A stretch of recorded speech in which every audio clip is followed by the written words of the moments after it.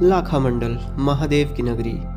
ये वही जगह है जहाँ मुर्दे भी बोल उठते थे, जहाँ कौरवों ने पांडवों को मारने के लिए लाख का महल बनाया था। यहीं पांडवों ने 1.25 लाख शिवलिंग की स्थापना की थी। जहाँ आज भी खुदाई हो तो धरती से निकलते हैं बीते युगों के शिवलिंग और देवी देवताओं की मूर्तियाँ। ये वो मंदिर है जो नीचे से ऊपर नहीं, ऊपर से नीचे की ओर बना है। यहीं किया जाता है महाशिवरात्रि के दिन पुत्र प्राप्ति के लिए जाप। यहीं से निकलती है सुरंग केदारनाथ और बद्रीनाथ के लिए, और इन्हीं सुरंग में पानी की बूंदों से बना है एक शिवलिंग। और भी न जाने कितनी अनसुनी कहानियां हैं यहाँ की। तो चलिए सैर कराते हैं आपको शिव की नगरी लाखा मंडल की।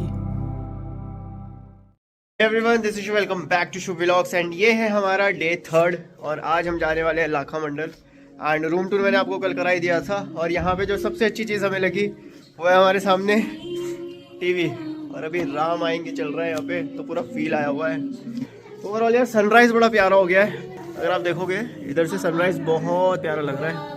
एंड और रात को अच्छी नींद आई। यहाँ पे पानी ठंडा है, बाकी मौसम वैसा ही है देहरादून जैसा ही। भाई फटाफट निकलते हैं यहाँ से, नाश्ता करेंगे यार सबसे पहले, एंड देन उसके बाद लाखा मंडल पहुँचेंगे। तो भाई ये हमारा एक छोटा सा कप, और देखो थाली के सामने कितना छोटा सा कप।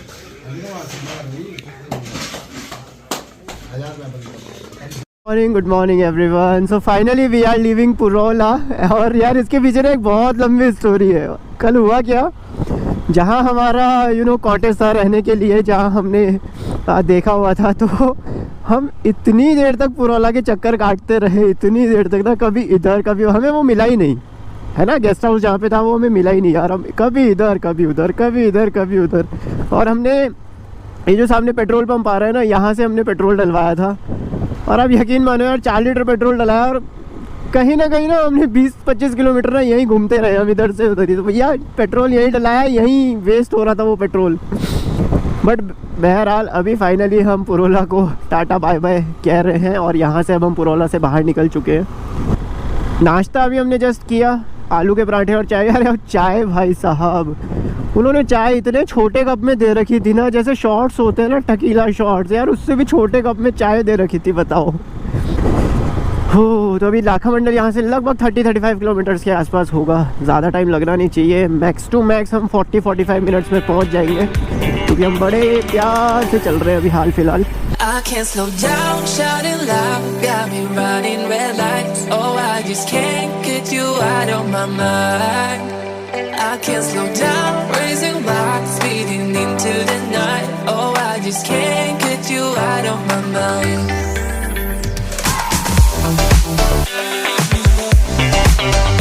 बाइक हमने यहाँ पे पार्क कर दी है, एंड मंदिर है हमारे सामने उधर। भाई ये पत्थर बड़े ठंडे ठंडे रहते हैं यार। और ये हमारा छोटा हीरो। भगवान शिव को समर्पित नागर शैली में निर्मित इस मंदिर का निर्माण लगभग 12वीं-13वीं शताब्दी ईसा पूर्व में हुआ था। इस क्षेत्र से मिलने वाली मूर्तियों के अवशेषों से ये पता चलता है कि यहाँ पर बहुत सारे शिव मंदिर रहे होंगे, लेकिन वर्तमान में केवल यही एक मंदिर शेष बचा है। सिंहपुर के राज परिवार से संबंधित राजकुमारी ईश्वरा ने अपने पति चंद्रगुप्त, जो जालंधर के राजा के पुत्र थे, उनके निधन पर सद्गति एवं आध्यात्मिक उन्नति हेतु इस मंदिर का निर्माण करवाया था। कहा जाता है कि इस मंदिर की खोज एक गाय ने की थी। इसके पीछे भी एक बहुत ही इंटरेस्टिंग कहानी है। लोगों का यह भी मानना है कि वो कामधेनु गाय थी जो समुद्र मंथन से निकली थी। तो पड़ोस में ही एक जगह है गढ़, तो गढ़ के राजा की वो गाय थी, और वो रोज अपने घर से निकल जाती थी एंड जंगलों की ओर चली जाती थी।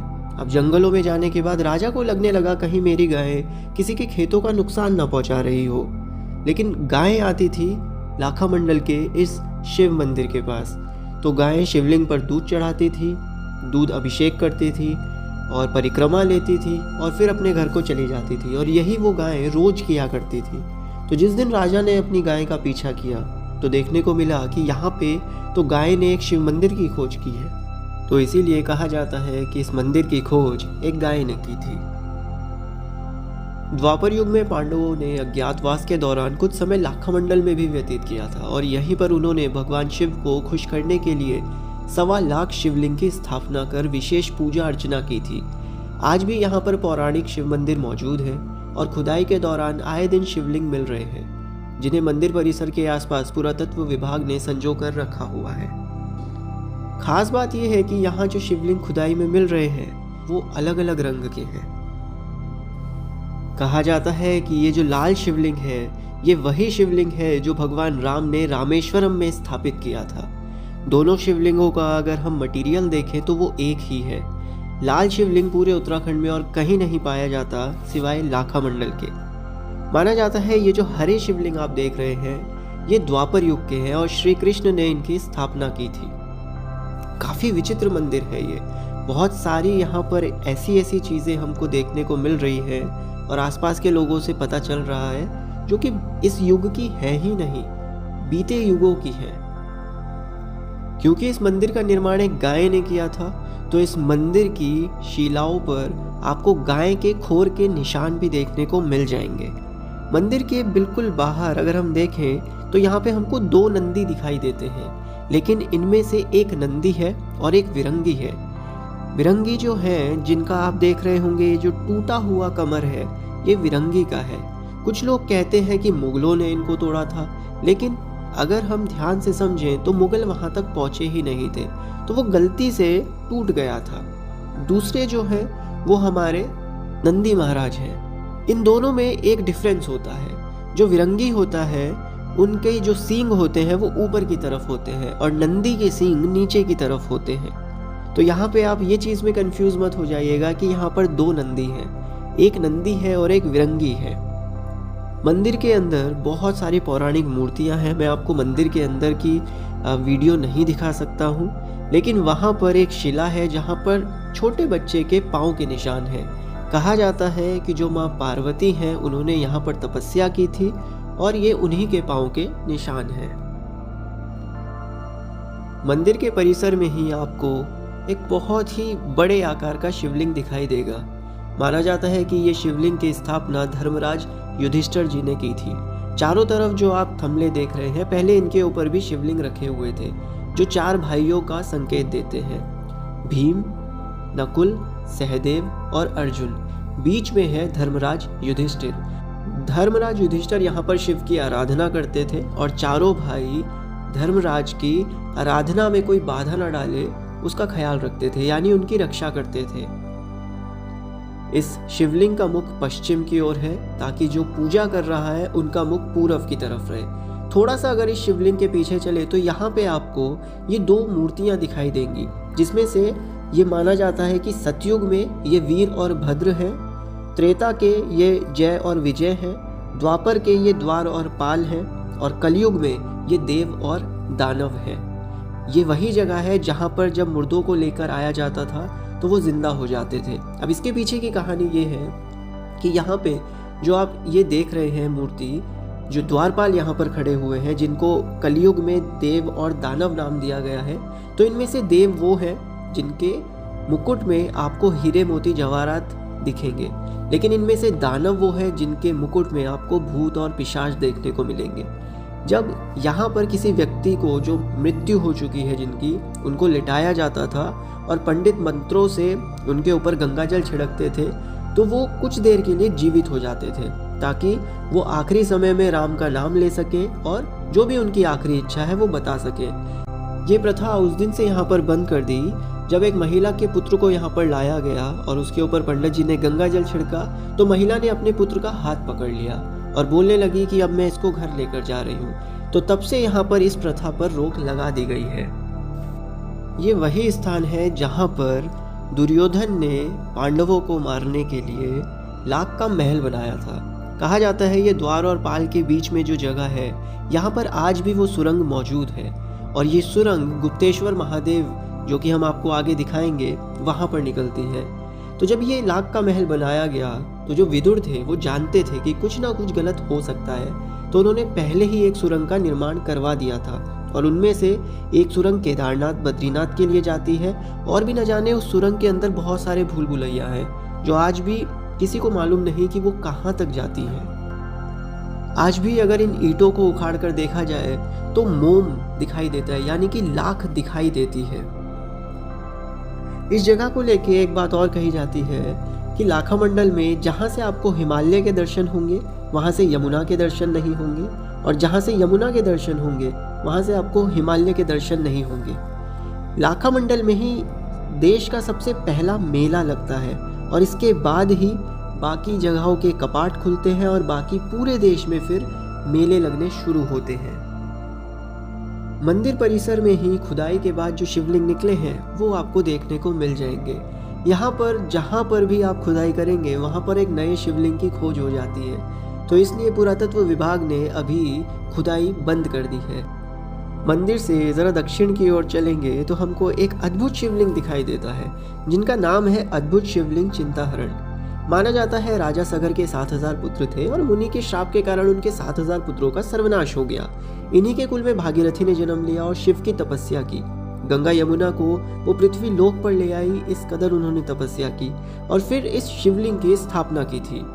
इस शिवलिंग की खास बात यह है कि जब आप इस शिवलिंग पर जल चढ़ाते हो तो आपको अपना ही तस्वीर उस शिवलिंग में दिखाई देता है, यानी कि अपना ही प्रतिबिंब आपको दिखाई देता है, अपनी ही छवि आपको शिवलिंग में दिखाई देगी।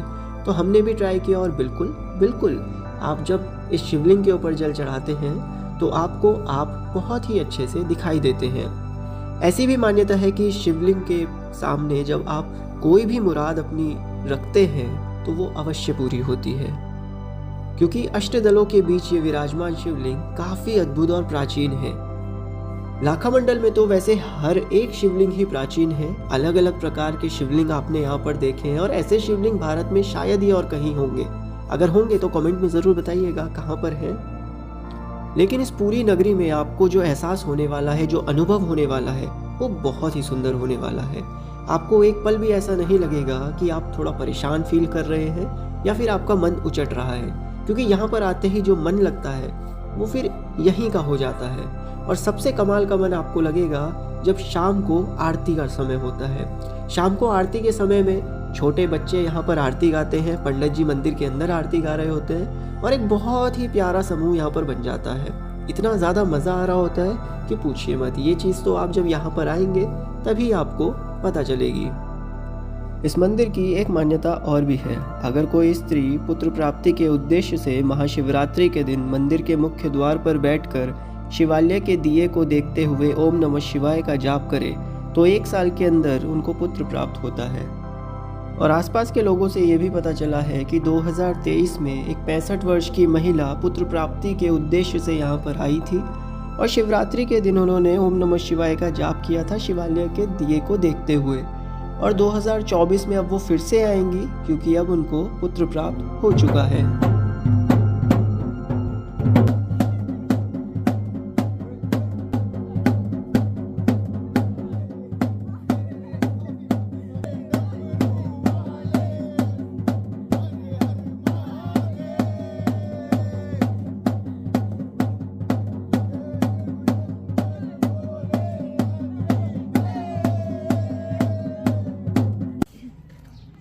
तो भाई दर्शन के बाद काफ़ी एक कह सकते हो आपकी बहुत ही ज़्यादा गहरा मुद्दा यहाँ पे उठ गया था। अभी तो रुके या ना रुके, रोना ही आ गया था। आंसू बहुत थामे हैं, मन भारी हो चुका है, दिल धुक धुक करने भी लगा था। देखो तुम लोगों को रुकने दो। लेकिन फिलहाल ये कह रही है मैं पैदल पद यात्रा से घर जा रही हूँ। मैं नहीं रुक सकती। देखो हम तो रुकने के लिए तैयार थे, अब भी है। गहरा सन्नाटा। तो अब आप समझ सकते हो हम किस दुविधा में अभी बैठे हुए हैं। तो बहरहाल अभी हम चाय पीते हैं, ब्रेड पकौड़े खाते हैं और उसके बाद देखेंगे क्या निकलता हर है। मर्ज का दवा है चाय, क्योंकि हर मर्ज का दवा है चाय। हर मर्ज का दवा है, हर मर्ज की दवा नहीं, का दवा है चाय। हर मर्द का दवा है चाय। ये टूटी फूटी हिंदी है इनकी। हेलो छोटे से पंडित जी, लाओ तिलक लगा दो हमको। नाम क्या है आपका? अक्षय। अक्षय, बहुत धन्यवाद आपका। सो भाई ये हमारा रूम था। इधर एक बेड था एंड इधर हमारे 2 बेड, 2 सिंगल बेड लगे हुए थे। एंड अच्छा है, फॉल सीलिंग है बिल्कुल, एकदम साफ, बिल्कुल एकदम साफ है। और 1000 रुपीज़ में हमको पड़ा है, बट वो सिर्फ हमें पड़ा है ना। आप आओगे तो लगभग 1500 रहेगा। एंड वॉशरूम भी बहुत अच्छा था, बहुत क्लीन था, पानी भी बहुत अच्छे से गर्म हो रहा था, राइट। एंड ये कुछ है। और आगे का व्यू मैं आपको दिखा देता हूँ कैसा है। यहाँ पे नीचे आपको पार्किंग्स वगैरह मिल जाएंगी अच्छे से, हमारी बाइक्स वहाँ पे लगी हुई है। और इस तरफ से आप आओगे और ये हमारा सामने मंदिर है, ठीक है। आप देखो ये यहाँ पे हमारा मंदिर है। तो बिल्कुल मंदिर से पहले हमको ये पूरा देखने को मिला है। यहाँ पे आप अपना खाना पीना खा सकते हो नीचे की तरफ ही, और इस तरफ यहाँ पे चाय के लिए है, बहुत बढ़िया चाय बनती है यहाँ पे। सो ओवरऑल ये लोकेशन है इस जगह पे। बाकी ये है, बाकी हमारे दुकान वाले भैया बहुत ही ज़्यादा फ़नी है। एंड यहाँ पे हम रुके थे तो भैया ये जगह ना ओवरऑल अगर देखेंगे ना, ये जगह यार बहुत मज़ेदार है। और यहाँ के लोग और भी ज़्यादा मज़ेदार है। हमने यहाँ पे बॉनफायर किया है रात भर, और हम 10:30-11 बजे तक बैठे थे आराम से। तो ये चीज़ कहनी पड़ेगी यार, आप यहाँ आओगे ना तो वैसे तो आपको अच्छा लगेगा ही, लेकिन यहाँ पे जो आपको असली फील आएगा वो यहाँ के लोगों से मिलने पे आएगा, ठीक है। और चाय तो यार भैया देखो एकदम ज़बरदस्त बनाते हैं। लगा दिए यहाँ पे अपना सामान, और इस टेबल पे अब हम करेंगे नाश्ता और निकलते हैं यहाँ से देहरादून के लिए। तो अगर ये पूरा व्लॉग आपको अच्छा लगा तो चैनल को सब्सक्राइब, वीडियो को लाइक आप कर सकते हो। Thank you so much guys, take care, अपना प्यार बनाए रखिएगा। तो फिर बढ़िया, बाय बाय, व्लॉग एंड हो रहा है, ठीक है। बहुत मजा आया, हमने बहुत एंजॉय करा। आप भी आइए, आप भी एंजॉय करिए। हर हर महादेव, और शिव की भक्ति में डूब जाइए। हर हर महादेव, हर हर महादेव।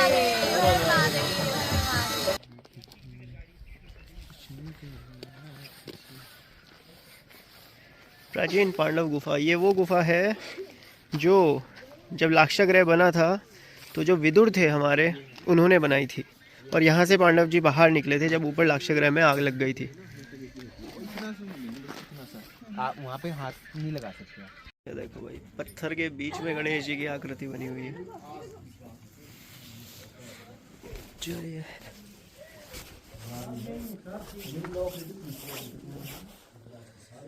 जय हनुमान जी।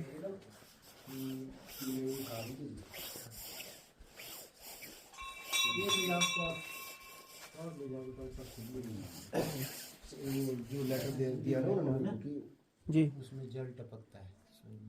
अच्छा जी, यहाँ पे फूल वगैरह चढ़े तो धन्यवाद।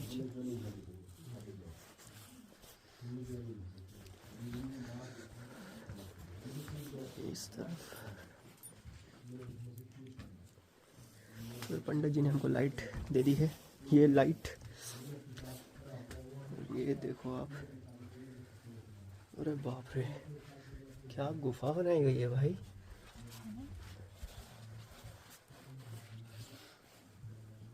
चलो चलो चलो प्रेरणा, तो सामने शिवलिंग को ना छुएं। ओम सम गुप्तेश्वर भगवान कार्तिकेय जन्म स्थल प्राचीन। ओके, देखा शिवलिंग वो रहा, देखा छोटा सा। हाँ पानी टपक रहा है। कहाँ पे? वो अंदर पीछे देखो, वो जो छोटा सा जो पत्थर है ना, हाँ। वो शिवलिंग है। अच्छा, सफेद उन पे पानी टपक रहा है। ये जो यहाँ पे है, हाँ ये और देखो बर्फ भी जमी हुई ना हल्की सी। हाँ, कहते हैं कि अमरनाथ जी के बाद फिर यही है वो मंदिर, अच्छा जो खुद बर्फ जम जाती है। ओके। भैया देखो यहाँ से पानी से बर्फ जमी हुई है, और अमरनाथ में जैसे होता है वैसे ही यहाँ पे भी होता है। टपक रही है देखो पानी की। पानी की बूंदें टपक, नेचुरल। वो देखो टपक रही है वहाँ पे। अब भोले की माया भोला ही जाने। ये देखो नंदी महाराज भी बैठे हैं जहाँ पे, अभी लाइट है, ये नंदी महाराज है यहाँ पे, वरना दूसरी तरफ ये पूरी गुफा है, और यहीं से आई थिंक पांडव जी बच के निकले थे। विदुर जी ने बनाई थी ये गुफा। एक तरफ हमारे महादेव दिख जाते हैं, दूसरी तरफ ये दूसरी गुफा है। हर हर महादेव।